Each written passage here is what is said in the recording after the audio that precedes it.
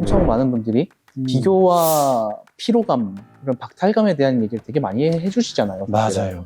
그럼에도 뾰족한 대안을 찾을 수 없는 것은 결국에 이걸 놓을 수 없고 놓을 수 없게 돼버렸으니까. 이게 별점 5개 중에 1개를 주셨는데 네. 이분이 어떤 말씀을 하셨냐면 책을 덮었다. 이걸 읽는 내내 내가 너무 이상하고 고통스러울 정도로 동서양이 닮았다라는 말을. 야,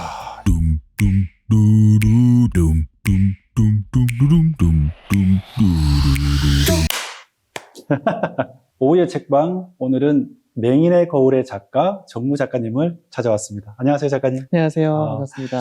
춘코의 철학에서 한번 인터뷰를 하셨어요. 네, 맞습니다. 저도 그 영상을 여러 번 시청하고 왔는데 네. 오늘은 거기에서 조금 더 이야기를 풍성하게 네. 그때 못했던 이야기를 조금 더 보태서 네. 이야기를 하면 좋겠습니다. 이번 소설은 작가님의 첫 번째 소설입니다. 독자님들께는 아직 작가님의 이름이 낯설게 느껴지실 건데 맞습니다. 작가님 소개를 간단하게 부탁드리겠습니다. 네, 안녕하세요. 필명 정무로 활동하고 있습니다. 올해 5월에 처음 맹인의 거울이라는 소설을 처음 출판을 하였고요. 올해 9월에 영문으로 번역을 해서 해외로 먼저 출판을 하고 10월에 다시 개정판으로 출간을 하였습니다. 원래는 직장을 4년 동안 다니다가 정말 우연한 계기로 글을 쓰게 되었습니다. 네. 여러분 보시면 아시겠지만 작가님이 정말 겸손하시고 순수하세요. 자, 잠깐만 일부러라도 자세를 네. 조금 편하게. 알겠습니다. 네. 맹인의 거울이에요. 네. 2가지 키워드가 있잖아요. 맹인 그리고 거울. 네. 어떤 의미로 이 제목을 정하셨는지 좀 설명을 부탁드릴게요. 이 책을 처음 썼을 때 모티브를 설명드리는 게 가장 좋을 것 같은데요. 맞아요, 맞아요. 책 표지에서 보시는 것처럼 꺼진 핸드폰은 반드시 거울이 되는데 항상 화면이 켜져 있으니까 자기 자신을 볼 수 없는 거울이 되는 거예요. 그래서 일단 맹인의 거울이라는 제목을 바로 떠올렸습니다, 그 당시에. 그런데 맹인이 볼 수 없는 2가지라고 하면 안과 밖일 텐데 첫 번째는 다른 사람들의 모습을 보느라 자신을 들여다볼 수 없는 첫 번째 의미가 있고 네. 2번째는 항상 외부 시선을 향하고 있지만 그럼에도 외부를 제대로 보지 못한다는 점에서 2가지 의미로 맹인이라는 제목을 사용하였습니다. 제가 정확히 이해를 한 게 맞군요. 네. 저도 그래도 그 생각을 했었거든요. 네. 거울은 지난번 춘코의 철학에서도 한번 설명을 해주셨기 맞습니다. 때문에 밖을 보지 못한다고 말씀하신 것 중에는 네. 또 세부적으로 나누면 타인을 보지 못하는 것도 있겠지만 네. 이 사회의 구조를 보지 못하는 네. 것도 있겠죠. 맞습니다. 그래서 질문을 드리는 건데요. 네.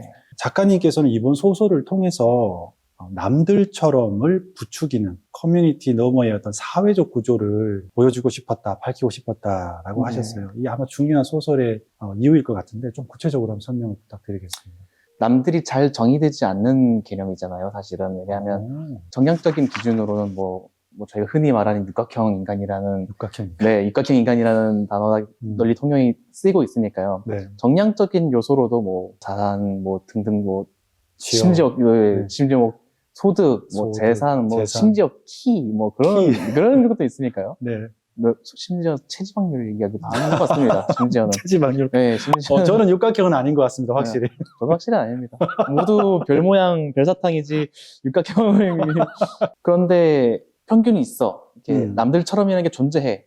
근데 그게 사실은 통계적으로만 봐도, 중위소득이 2023년에 207만 원 정도가 나오는데요. 207만 원. 네, 확실히 우와. 그렇습니다. 이게 정확하게 제시가 되어 있음에도 불구하고 왠지 이 남들처럼이라는 게 굉장히 이렇게 금 조각들만 뭉쳐가지고 이제 반짝반짝 빛나는 남들처럼이 되는 거예요. 맞아요. 근데 이제 사람들이 거기서 어떤 걸 느끼냐면 나는 왜 정상성이 확보되지 않지? 그러니까 왜 남들처럼 나도 소속되지 못하고 있지? 연결되지 못하고 있지 않은 느낌을 줘야만 연결되고 싶어 하는 마음이 생길 거라고 생각해요.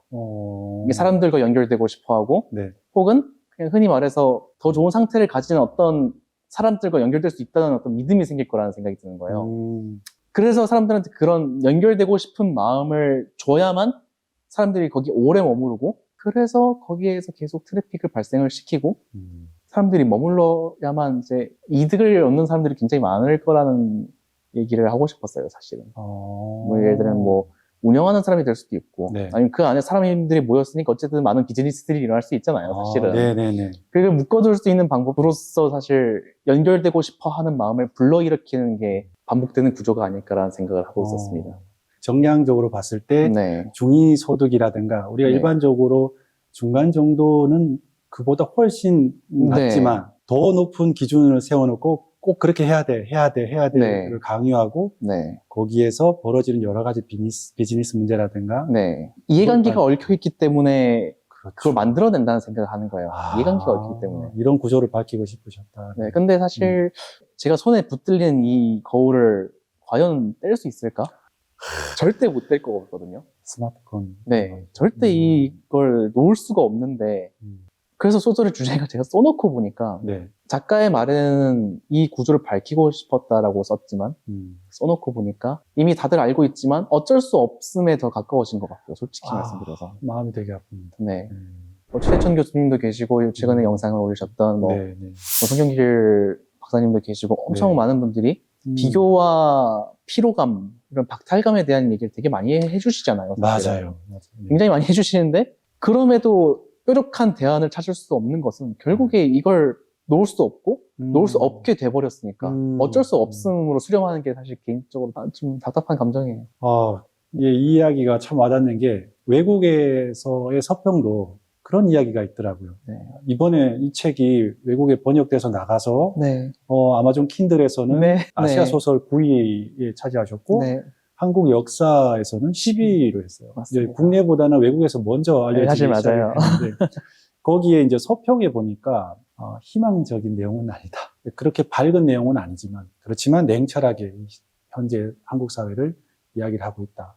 심지어 어떤 리뷰도 되게 인상적이었냐면요. 한 분이 별점 1개를 주셨어요. 한 개요? 네, 이렇게 5개 별점이 어이구, 굉장히 마음이 아팠어요, 사실. 박하다. 예, 별점 5개 중에 1개를 주셨는데 네. 이분이 어떤 말씀을 하셨냐면 이걸 읽는 내내 내가 너무 이상하고 정상적이지 않은 사람 같고 이렇게 적절하지 않은 사람, 그러니까 사회 부정자처럼 느껴져서 정말 험한 말로요. 어허. 스스로 읽는 내내 내가 부정자처럼 느껴져서 책을 덮었다.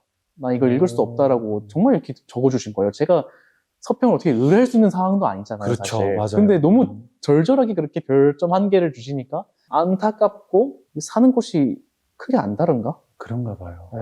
거기에는 한국 사회의 교육이라든가 뭐 취업이라든가 이런 네. 차이점은 이제 서양과 다른 미국과는 다르지만 네. 그 안에 이야기하고자 하는 본질적인 부분은 동양과 서양이 서로 보편적인 이야기를 하고 있다 이렇게 있더라고요. 네. 그 별점 1점 주신 분도 사실은 본인의 이야기를 하는 것 같아서 네. 너무 공감이 되니까 오히려 거기에 대해서 별점 100개 같은 1개를 주셨다는 100개 느낌도 같은 사실 1개. 들고 있어요. 사실.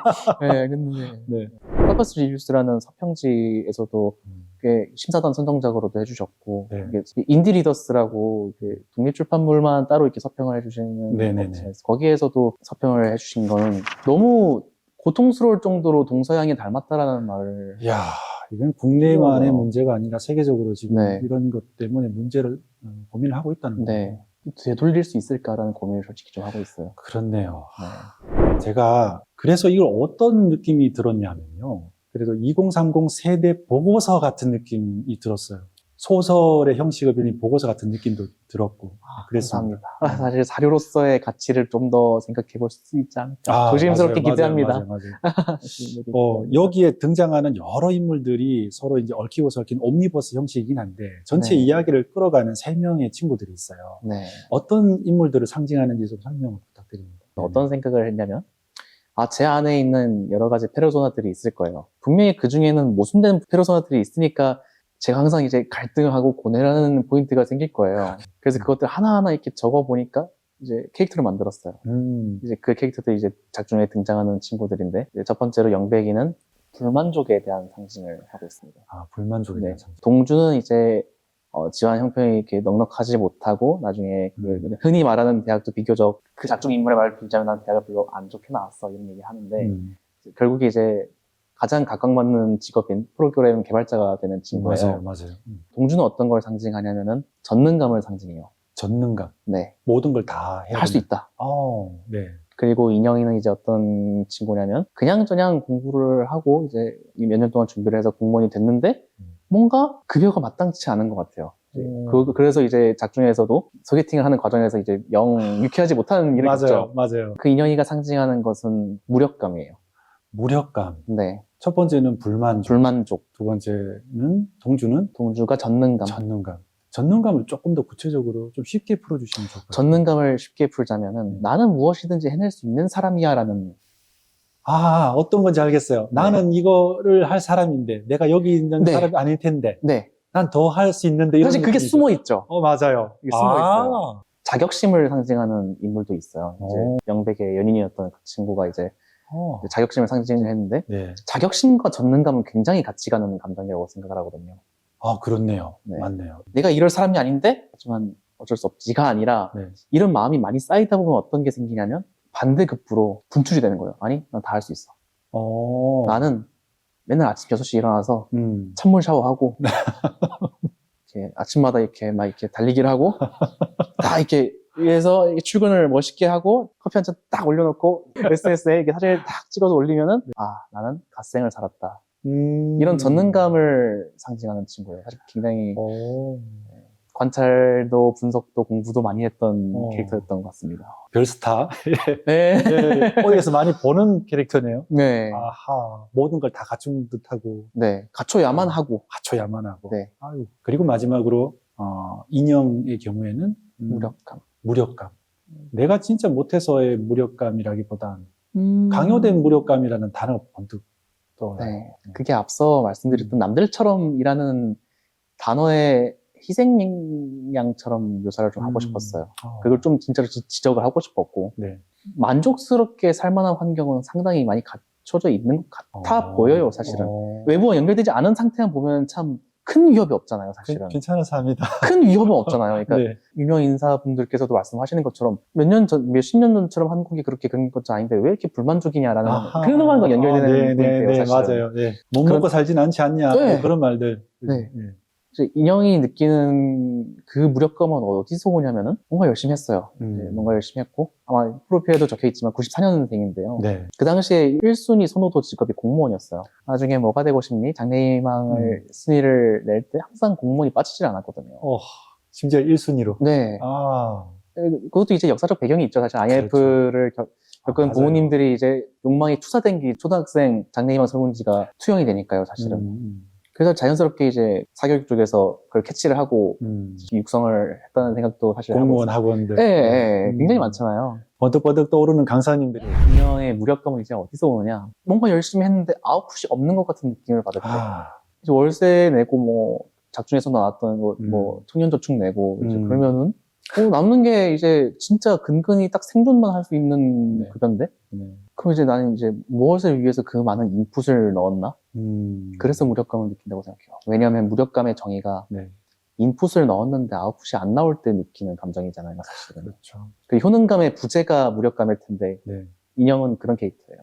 친구가 3명이잖아요. 네. 그렇게 보면 인형이는 그래도 월급을 꽤 많이 받는, 성과급도 받는 이 두 친구에 대해서 열등감도 있었을 것 같아요. 그래서 이제 퇴근을 할 때 그날 영백이가 올렸던 성과급에 대한 인증을 SNS를 보면서 그러니까 서로가 서로를 불만족을 하게 만드는 공간이 있는 거예요. 같은 친구였고 같은 고등학교를 졸업했는데도 불구하고 서로가 서로에게 겉으로는 친구이지만 근데 물론 모든 관계가 이렇게 수렴하진 않지만 좀 예각화시켜서 보여줬다는 그렇죠. 소설이니까. 네. 근데 없진 않을걸요. 없진 않을 겁니다. 없진 않을 겁니다. 제가 알기로는 직장인들 그 커뮤니티가 국내에 블라인드라는 게 있다고 들었어요. 네, 맞습니다. 그 블라인드가 또 이게 맹인이란 사실 또 갖고 있잖아요. 네. 아이디어를 가져오신 것 같기도 하고. 여러 가지 SNS가 있고 커뮤니티가 있는데 여기 현실에는 블라인드고 여기에서는 스크린이라고 하는 커뮤니티를 가져오신 이유가 뭔가요? 커뮤니티의 성격이 굉장히 독특하다고 생각했어요. 굉장히 독특한 게 다른 SNS에 비해서 이게 독특하다는 거예요? 상당히 독특하다고 생각해요. 왜냐하면 이게 가장 한국적이라고 생각했어요. 그게요? 네, 가장 한국적이라고 생각했어요. 왜냐하면 닉네임이 있는데 옆에 명찰이 있어요. 옆에 명찰이 있어요. 누군지는 모르지만 그 사람이 어느 소속인지는 안다는 거죠. 네. 마치 나이처럼요. 어떤 건지 조금 감이 이해가 됩니다. 이미 거기에서 이제. 네, 이미 이렇게 항상 이렇게 뭔가 이렇게 나눠요. 네. 항상 나누는데 위아래를 나눠요, 사실 정확히는. 그렇죠, 맞아요. 그런데 이 커뮤니티들은 그걸 나누기 너무 좋게 만들어놨다고 생각해요. 어디에 소속되어 있느냐가 사회적인 아비투스를 딱 나눠버린다는 거죠. 네. 그게 굉장히 많은 양태를, 네, 많은 전개 양상을 바꾸는 거예요. 네. 많은 전개 양상을 바꾸는 거예요. 왜냐면 이제 제가 어허. 이제 첫 직장이 독일에 있었어요. 네. 그래서 이제 국내로 들어왔을 때 이제 가입을 했더니 네. 어떤 회사로 제가 똑같은 글을 써봤어요. 그리고 제가 직전에 다니던 앞서 소개에서도 말씀을 드렸던 그냥 어떤 자동차 네. 부품사 중에 네. 그냥 그 회사를 다니는 상태에서 똑같은 글을 썼을 때 반응이 네. 달라요. H 회사 다녔을 예, 때 반응이랑 네, 그렇습니다. 전혀 달라요. 똑같이 잘못을 하더라도 용서가 돼요. 용서가 되는 거예요. 네. 어떤 사람은 비아냥이 되고. 네. 이게 그래서 한국적이다. 굉장히 한국적이라고 이게- 생각해요. 굉장히 아우. 영미권 독자들, 뭐, 미국이든 영국이든 인도든 캐나다든 그런 독자들이 읽을 수 있게 되잖아요. 그렇죠. 근데 그분들의 리뷰를 보면 진짜 흥미로운 게 우리랑 크게 안 다른데라는 얘기를 일단 해요. 다르지 않다. 네. 그러니까 우리도 뭐 구글 다니고 하버드 다니고 뭐 하버드가 모든 것을 말해준다 뭐 이런 문장도 실제로 쓰거든요. 아, 그분들. 그래요? 네. 네. 거기도 마찬가지긴 해요. 어허. 마찬가지긴 한데 네. 그런 분위기는 다 있다는 걸 알지만 네. 그걸 과시하고 아예 드러내놓고 이야기하는 것은 그게 미덕이 된 거죠. 미덕이 돼버린. 네. 아우, 참 좋지 않은 미덕인데 미덕이 돼버렸네. 미덕이 됐다고 느끼는 건 항상 따라오는 말이 있어요. 억울하면 너도 공부해. 다음 질문인데요. 네. 이건 예민한 문제일 수도 있고, 저도 상당히 관심을 갖고 있는 이야기이긴 해요. 네. 100만 유튜버, 투자 전문가, 네. 가치라는 분이 나와요. 네.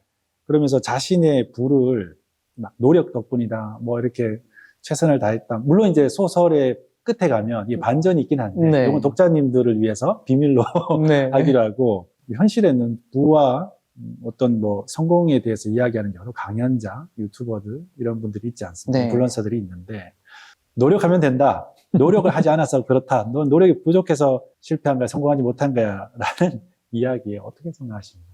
진짜 생각을 정말 많이 했는데요. 네. 절대 그 인플루언서 분들이 모르지 않을 거예요. 절대 모르지 않을 거예요. 안다. 그러니까 뭘 아냐면 정확히 네. 뭘 아냐면은 노력만으로 되지 않는 건 알고 있어요, 그분들이. 왜냐하면 몇몇 긍정적인 영향을 받았던 인플루언서 분들도 몇 분 생각이 나거든요. 네.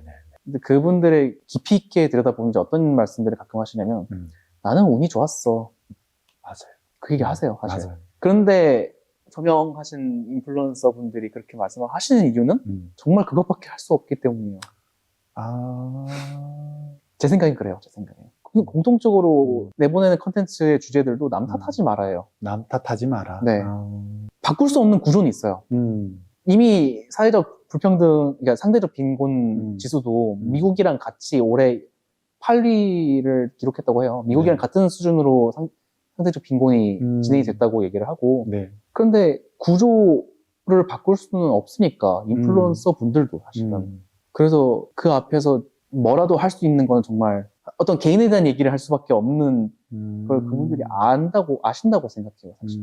지난번에 저희 유대성 작가님이랑 네. 이야기를 하다가 공동체의 문제에 있어서는 개인의 탓으로만 돌릴 수 없는 분명히 사회적으로 이 구조가 있기 때문에 네. 이 구조를 변화시키기 위한 문제로 들어가면 사실 정치 문제로 갈 맞아요. 수밖에 없다. 또 네. 이건 사실은 힘들잖아요. 네. 오랫동안 고민하고 토론해야 될 문제이기 때문에 네. 오랫동안 이 고민을 끌고 가기 위한 그 체력도 사실 필요한 이야기를 했어요. 네. 하지만 이제 이야기 방금 하셨던 것처럼 한 개개인으로 봤을 때는 그래서 이제 그런 분들, 인플루언서들이 노력을 강조하고 네. 알고 있지만 할 수 있는 게 그밖에 없습니다.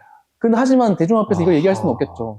그렇네요. 네. 왜냐하면 정말 당장 생업이 어렵고 사실 저조차도 솔직히 말씀드리자면 이제 아마존에서 어느 정도 이렇게 발생하지 않았을 때는 네.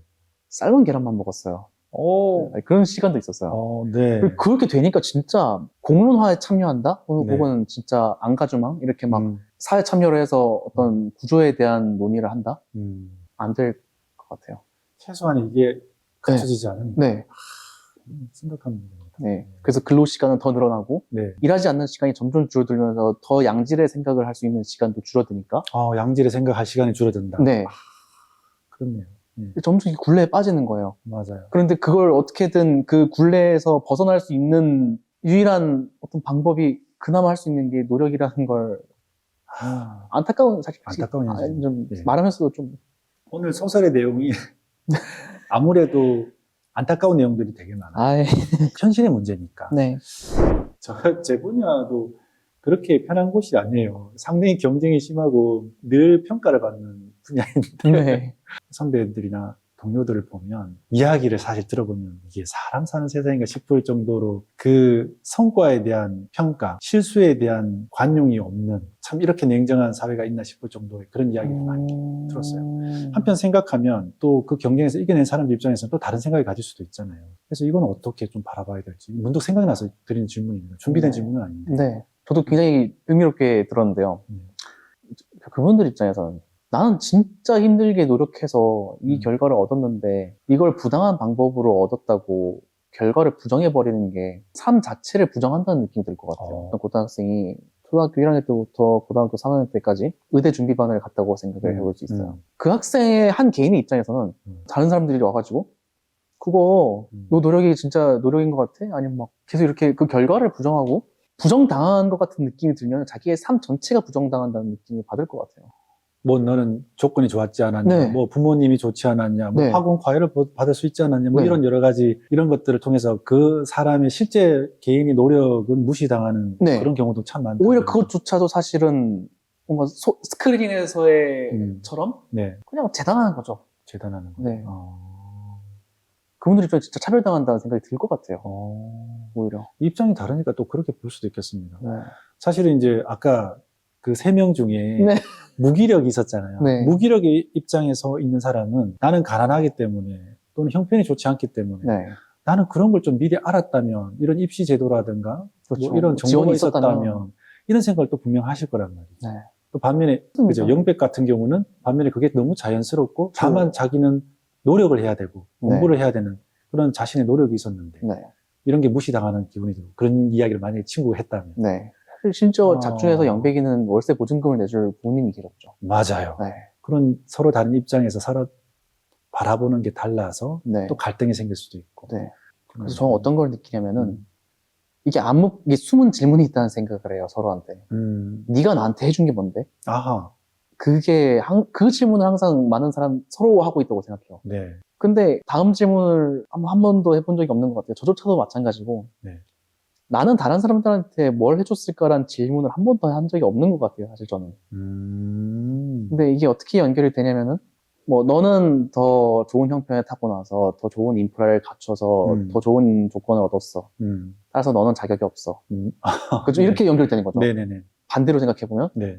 너는 그럼에도 불구하고 노력하지 않았어. 뭐 어떻게 됐어. 네. 그래서 너는 결과가 안 좋아. 그래서 너는 나를 탓할 자격이 없어. 이렇게 연결이 되는 거잖아요. 네네네. 그런데 그게 서로한테 뺏겼다는 느낌을 좀 받는 것 같아요. 그런데 저는 사실 어떤 건강한 관계를 유지하는데 건강한 채무감이라는 게 있다고 생각을 하거든요. 건강한 채무감. 예를 들어서 오늘 PD님께서 저한테 커피를 사주셨어요. 네. 예를 들어서 커피를 제가 사주셨어요. 산 겁니다. 네, 커피를 사주셨어요. 네. PD님께는 어쩌면 작은 걸 수도 있어요. 네. 그래서 저는 이걸 받았을 때 이게 되게 크게 느껴지고 뭔가 제가 PD님한테 뭔가 다시 돌려드려야 될 것 같은 채무감이 드는 때 관계가 형성이 좀 유지가 되는 것 같거든요.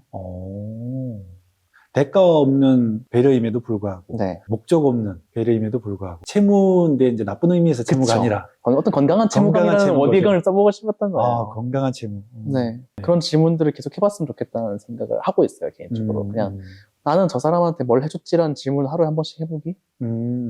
뭔지 알겠습니다. 상대방에 대해서 책임을 전가하거나 네.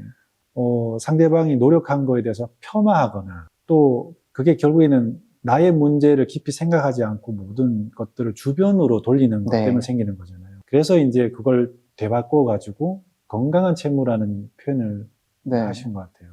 건강한 관계죠, 또 그렇게 보면. 네. 그런 것들이. 상대방을 이해해주고 배려해주고 존중해주는 네. 마음이니까. 왜냐면 서로가 건강한 채무감을 갖고 있다면은 좋은 주고받음이 되먹임 될 테니까요. 그러니까요. 맞아요. 그게 관계의 지속이라고도 생각을 해요. 소설 속의 인물들이 움직이는 동선, 네. 그 공간이 굉장히 협소해요. 맞아요. 아니, 물론 저도 마찬가지입니다. 회사, 집, 뭐, 다른 곳 안 갑니다. 네. 그런데도 불구하고, 이 주인공들이 만나는 인간관계라든가 그 동선이 굉장히 협소한데 제가 느끼기에는 마치 케이지 안에 갇혀있다는 생각이 좀 들었어요. 핸드폰과 현실이라는 공간 두 개를 계속 대비해서 사실 소설이 전개가 되잖아요. 맞아요. 네. 그런데 핸드폰은 사실 물리적으로만 보면 화면에서 이렇게 엄지만 까딱까딱 하면서 계속 벗어날 수가 없어요. 네. 굉장히 제한적인 움직임을 함에도 정말 넓은 세상을 볼 수 있는 창이기도 하거든요. 맞아요. 그런데 안 보죠. 날 때린 사람이 누군지만 좀 더 보게 되고, 때린 사람들만 노출이 되고. 네, 때린 사람은 노출되고. 네. 이런 공간적 대비를 하고 싶었던 게 엄지가 이 안에서만 돌고 있고 더 멀리 나갈 수 있지만 그래도 항상 이렇게 제한돼 있고 네. 현실조차도 그냥 서울의 아파트 동처럼 네. 왔다 갔다 하는 답답함을 계속 연출하고 싶었습니다. 이 친구들의 나이가 32살이란 말이에요. 네, 뭐 동양 철학에서나 뭐 한의학에서는 남자들 같은 경우는 32살이 되면 인생에 한 번 전환기가 오는 시기라고 하거든요. 네. 뭐 심리학자 중에 이제 칼 융 같은 경우는 중년에 새로운 인생이 시작되는. 그런데 그게 전제가 뭐냐면 자신이 추구했던 가치, 자신이 이게 전부라고 생각했던 게 다 무너진 다음에 바닥에서 다시 시작되는 걸 이야기하거든요. 칼 융 네. 같은 경우는. 근데 영백도 사실은 자기가 추구했던 게 한번 무너진 거잖아요. 네. 그런 다음에 이 케이스 밖으로 나왔단 말이에요. 그렇다면은 자신이 뭘 진짜 추구해야 될 것인지를 생각할 시기를 왜 이렇게 나중에 이렇게 하는 걸까? 우리는 그런 시기가 조금 더 빨리 네. 할 수는 없었을까? 사실 이건 교육의 얘기를 할 수밖에 없는데요. 아유, 예, 맞아요. 사실 교육의 얘기를 네. 할 수밖에 없는데요. 저희는 다른 답이라는 단어를 들어본 적이 없거든요. 네. 네, 사실 다른 답이라는 단어를 들어본 적이 없어요. 그러니까 정답은 4번. 정답은 4번, 객관식. 네, 정답은 4번. 심지어 서술형 혹은 논술형이라는 어떤 출제 형식을 흔히 내신으로 봐도 키워드들이 들어있어야만 부분 점수를 주는 어떤 조건부 부여 방식이지 그게 다른 답에 대한 얘기는 한 번도 하지 않거든요, 사실. 와. 근데 그냥 제가 기억하기로 중학생 때까지도 다르다와 틀리다를 구분하지 못해요, 사람들이. 제가 다르면 틀린 거예요. 그러니까 4번이 아니면 틀렸으니까 3번일 수도 있어요 라고 말하면 네가 뭘 알아? 라고 물론 이렇게 얘기할 수 있겠지만 이건 좀 이제 극적인 얘기를 빼더라도 네. 다른 답이 없으니까 모두가 선택하는 4번과 다르면 난 틀린 거야를 19년 내내 학습을 하는 거예요. 그러네요. 그리고 모든 심리학자와 뇌과학자들이 얘기하는 10대 시절에 형성되는 성격과 뇌의 발달과 그 시기에 모두 나는 남들과 다르면 틀립니다라는 문장만 계속 반복적으로 사실 학습을 하는 거잖아요. 네. 소름이 돋네요. 난 남들과 다르면 틀립니다. 남들과 다르면 틀립니다를 계속 19년 동안 하다가 이제 와가지고 너 하는 걸 찾으세요 라고 하면은 이미 성장이 굳어진 상태에서 다시 그걸 비가역적으로 뭔가를 하라고 하면 너무 힘들겠습니다. 네, 사실 안 되죠. 근데 이제 여기서 어떤 컨텐츠가 또 소비될 수 있냐면 그래서 안 되는 걸 계속 하라고 하는 컨텐츠가 생산이 되는 거예요. 아까처럼. 사실 안 되는 걸 수도 있지만 그럼에도 해야죠, 사실. 네. 필요하니까 살려면. 잘 안 되는 걸 계속 반복적으로 하라는 컨텐츠가 생산이 되는 거예요. 예를 들면 너 꿈을 찾아라. 어허. 너가 하고 싶은 걸 해라. 어. 그리고 반복적으로 얘기하는 컨텐츠들, 뭐 책들, 강의들 그게 계속 소비되는 거죠. 20대 이후로는. 이 사람이 아는지 모르는지를 알려면 시험을 쳐야 되고 그리고 평가해야 되니까 사지선다가 당연한 게 아니야 라고 생각을 했었는데 네. 지금 이 이야기를 듣고 보니 그것이 무의식 중에 차곡차곡 쌓여가지고 네. 다른 것이 틀렸다라고 생각할 수밖에 없는 생각의 구조가 만들어진 네. 것이라고 보니까 굉장히 소름이 돋습니다. 사실 인생은 주관식이잖아요. 네. 각자의 다른 것 길이 있을 뿐이지 네. 어떤 가치를 높게 낮게 평가할 수 있는 문제는 아닌데. 사실 사람 수만큼의 삶이 있을 뿐이잖아요, 네, 사실. 맞아요. 조금 더 이제 철학적으로 들어가면 인간이기 때문에 인간의 보편적인 삶의 방향은 저는 있다고 생각을 해요. 네. 그래서 그걸 찾는 것은 굉장히 진리적이고 영적인 부분이라고 생각을 하는데도 불구하고 네. 현실적으로는 다 다른 개별성을 가지고 있잖아요. 네. 그래서 방금 말씀하신 것처럼 각자의 우주는 맞는 말씀이라고 생각해요. 또 동시에 인간이니까 인간으로서의 네. 삶의 가치를 찾아야 되는 것은 보편적 가치는 분명히 있는 것이고 네. 이 두 가지를 항상 같이 생각해야 살아가야 된다고 생각은 해요. 영배이가 여행을 떠나면서 머무는 숙소에 보면 수처작주라는 네. 글귀가 쓰여져 있어요. 거기에 일하시는 분이 네. 어디에 있든 스스로 주인이 되라라는 뜻이다라고는 해주거든요. 근데 영백이는 나는 아직 모르겠다 이렇게 네. 얘기하는데 하지만 이제 작가님께서는 뜻을 좀 정리를 하셨을 것 같은데 네. 제가 생각하기에 문장의 완성은 사실 수처작주 다음에 이처개진이라는 말이 있는데요. 맞아요. 수처작주라는 말은 어딜 가든 주인이 되라라는 문장이고 그 다음 문장은 사실 더 중요한 문장이긴 해요. 너가 머무는 곳이 곧 진리다라는 뜻이에요, 사실은. 저는 이 문장의 의미를 어떻게 받아들였냐면 멀리서 보면 의미 없는 존재일 수밖에 없죠, 사실. 멀리서 보면 네, 누구든 멀리서 보면 다 의미가 없어 보여있잖아요, 사실. 저 광활한 우주에 조그만 별 네. 하나에 거기서 뭐 아웅다웅 이렇게 산다고 이게 막 이게 아니잖아요. 그럼에도 사는 건 그냥 제 자신 하나밖에 없으니까 어딜 머무든 주인인 걸 잊지 말라는 뜻이고 첫 번째 문장은. 왜냐면 정말 주인이 자기밖에 없잖아요. 네. 저가 죽음 아무것도 없는 것 뿐이잖아요, 사실은. 주인인 걸 잊지 말고 더 나아가서 너가 걷는 길이 곧 너만의 길이다라는 걸 절대 잊지 말라고 저는 그렇게 받아들였습니다. 물리학과 출신이라고 들었는데 철학과를 가셨어도 참 좋았을 것 같다는 생각이 들어요. 영백이가 숙소에서 과거를 회상하는 장면이 나와요. 이 부분을 잠깐 한번 읽어볼게요. 네. 어렸을 때 어머니와 대화를 나눴던 부분이에요. 엄마, 내가 나중에 뭐 됐으면 해? 왜 학교에서 장래희망 적어오래? 나는 네가 고생을 안 하는 일을 했으면 좋겠어. 네. 엄마, 고생이 뭐야? 우리 아들은 안 했으면 하는 거. 엄마, 그럼 고생은 누가 하는 거야? 공부 안 하고 말 안 듣는 사람이 하는 거야. 저는 이 부분에서 두 가지 정도가 떠올랐어요. 첫 번째는 엄마가 이야기를 할 때는 그 부모님의 세대가 얼마나 많이 고생을 하셨을까. 이 고생을 아들한테 대물림하지 않았으면 좋겠다는 바람이 있었을 것 같아요. 네. 그래서 공부 열심히 해라. 그래서 너는 꼭 성공해라. 이런 의미가 있었을 것 같고. 네. 또 그러면서도 한편 아이가 살아갈 길을 선택하는 게 아니라 부모가 이미 방향을 정해버린 게 아닌가. 네. 영백이가 여전히 자신의 삶에 대해서 스스로 찾는 시간, 선택을 하지 못한 게 아닐까라는 생각이 들어요. 제가 조금 더 연장해서 말씀드리면 맹인의 거울, 이 소설이 주는 미덕은 내가 지금 살아가고 있는 현실이 구조가 일회를 각성시켜주는 것 같아요. 네. 보게 해주는 것 같거든요. 그렇다면 작가님, 이 소설을 읽거나 또는 이런 문제를 많이 고민하고 계시는 분들은 분명히 이 구조를 보고 있다는 건데 네. 알아차렸다면 그 다음은 뭘 해야 될까요? 질문을 절대 멈추지 않았으면 좋겠어요. 많은 컨텐츠들이 있잖아요. 사실 비교하지 마라, 만족해라, 아니면 핸드폰을 끊어라, SNS를 끊어라, 명상을 해라, 운동을 해라, 찬물 샤워를 해라, 이제 온갖 여러 가지 컨텐츠들이 있는데 오히려 스스로 질문을 멈추지 않는 게 훨씬 유효한 방법이 아닐까라는 생각을 합니다. 왜냐하면 비교를 왜 할까라는 제 나름의 답은 뭐냐면은 당연히 생명으로 태어났으니까 비교를 하는 거 아니에요? 사람은 당연히 비교를 하게 된다. 그냥 동물이라는 생명으로 태어났으면 당연히 비교를 하는 거 아닌가? 집단 내에서 개체 간의 경쟁을 하고 경쟁을 한다는 건 서로 반드시 비교를 하게 된다는 걸 수반하잖아요. 그렇죠. 생존 과정에서 반드시 필요한 기질이 비교라는 생각을 좀 하고 있어요. 그래서 이걸 부정할 수는 없고 관리의 영역이라고 생각을 하는 거예요. 영역. 네. 그런데 어떤 답을 말씀드린 게 아니라 계속 질문을 해보는 거예요. 나는 왜 비교를 하지? 나는 왜 매일 찬물 샤워를 하지?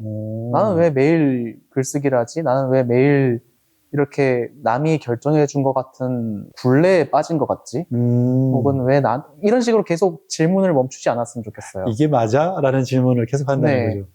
근데 제 생각에 인간의 개별성은 자각을 할 수 있다는 점이에요. 스스로 이게 맞아? 나는 나인가?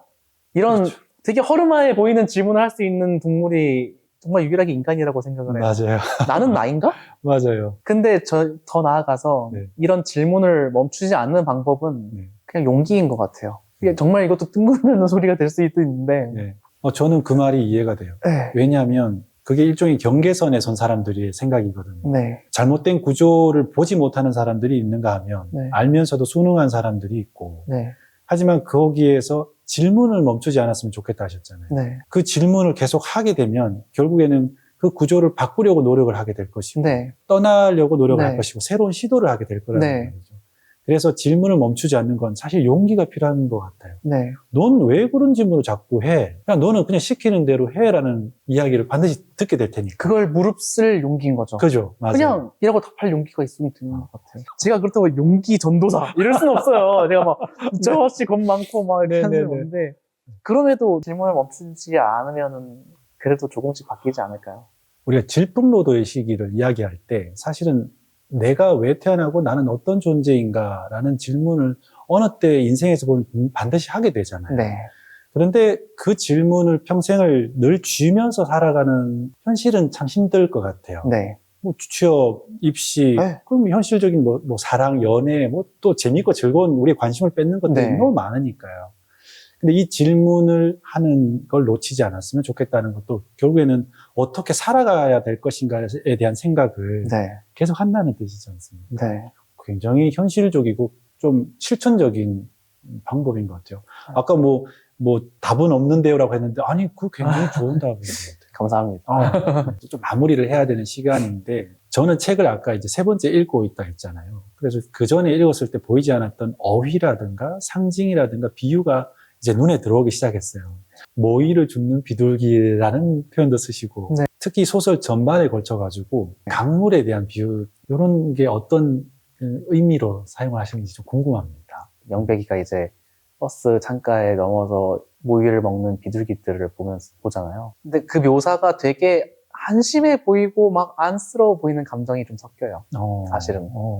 영백이가 비둘기를 대상화하는 거에 대한 풍자기도 해요, 사실.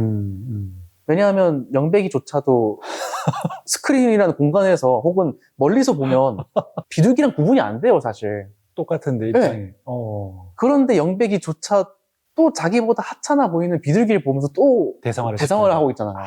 그런 풍자예요. 첫 번째. 우리가 남을 볼 때도 그럴 네. 수도 있겠네요. 항상 이렇게 견적을 댄다고 하잖아요. 이게 정말 나쁜 말로 견적을 네네. 댄다고 하잖아요. 네.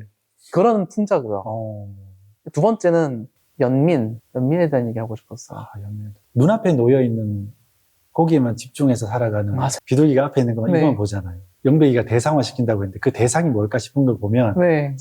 사실 자기 모습이에요. 자기 모습이죠. 눈앞에만 놓여있는 것만 급급해서 네. 사실 좀 멀리 내다보지 못하고 네. 아까 말씀하셨듯이 질문하지 못하면서 사는 네. 그래서 핸드폰에서 떨어지는 부스러기만 툭툭툭 이렇게 맞아요. 부리처럼 하는 거예요. 부리처럼. 보통 강물이 계속 반복적으로 등장하죠. 맞아요. 그리고 강물 위에 계속 이파리가 종종 떠내려가는 것 같아요. 맞아요. 이파리가 내려갔는데 저는 강물을 어떤 의도로 썼냐면 거스를 수 없는 역사의 흐름으로 썼어요. 그런데 그 위에서 이제 나뭇이파리 하나가 둥둥 떠다니면서 이렇게 끝내 바다로 가겠죠. 네네. 강물은 물방울들끼리 서로 구분이 안 되거든요.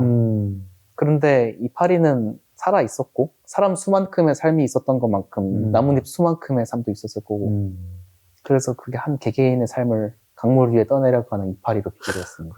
여러분들도 책 보시면서 상징들, 비유들 하나씩 찾아내는 재미도 느끼셨으면 좋겠습니다. 해외판으로 이제 번역이 되어서 네. 지금 아까도 말씀드렸다시피 킨들에서 이제 9위를 차지하기도 하셨는데 네. 제가 이제 리뷰를 보다 보니까 영백이 같은 경우는 원래 이 책에서는 한국어판에서는 물리학 전공을 했는데 네. 해외판에서는 철학 전공으로 나오더라고요. 이렇게 좀 해외판을 내시면서 뭐 구조나 배경이나 인물의 관계라든가 좀 바꾼 게 어떤 것들이 있는지. 번역가 선생님께서 물리학과가 약간 취업이 잘 안 되는 학과로 그려진 것 같은데 네. 영미권에서는 오히려 물리학과가 취업이 되게 잘 된다. 그러니까. 네. 그래서 이거는 이 학과는 철학과로 바꾸자. 그 문화권에 맞게. 네. 근데 이제 철학과가 뭐 이게 취업이 안 됩니다. 이런 거 아니고요. 아닌데. 그건 아니고요. 근데 이제 저도 이제 찾아본 바로는 네. 하버드 대학교에서 철학과에 어떤 과정이 있냐면은 네. 아니나 다를까 변호사 학위 과정이 항상 열려요. 철학과예요? 철학과에. 그런 거 보면 조금 잘 바꾼 것 같기도 합니다라는 생각도 하고요. 두 번째로 이제 작중에 이제 그 100만 구독자 네. 이제 그 가난치료사라는 이름을 등장시켰죠. 네네. 줄여서 가치. 네. 좀 잘 지은 것 같아요.